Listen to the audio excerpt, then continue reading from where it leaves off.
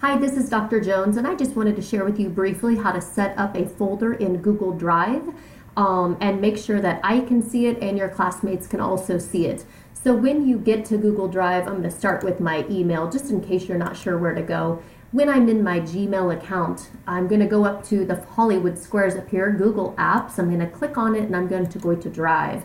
Once I get into Google Drive, I'm actually going to go underneath Drive and I'm going to tell it that I want to make a new folder. So there's a drop down under My Drive.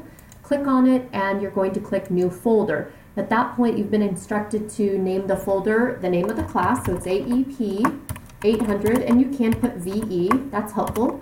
And then you can write your whole name, first initial, last name. I don't care as long as I can tell who you are. I do have people with the same last name, so that first name or first initial is super important.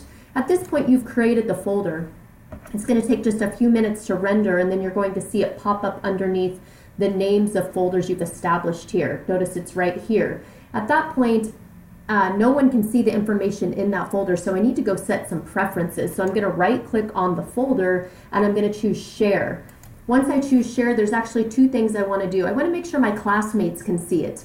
So I'm going to go to Advanced, and when I choose Advanced, notice only you can access it. That means anything that you share out of that folder, nobody can see it. It literally says closed for viewing. So we need to go change that. We want to change the access so that your peers can see it and give you feedback. So you want to change it to anyone with the link can access it, and you can choose view only at that point. So you're going to hit save. So now it says anyone with the link from Fort Hays, meaning they are a peer or a student, can view your documents.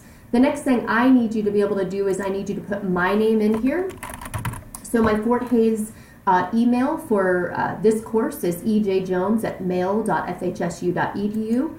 And once that pops up, you need to go to the little pencil and you need to edit. And I actually need to be able to do more than view. I need to get in and organize, add, and edit. And I'm not going to add, I'm not going to organize, and I'm not going to edit anything. But for you to do that, I need to be able to comment on your work.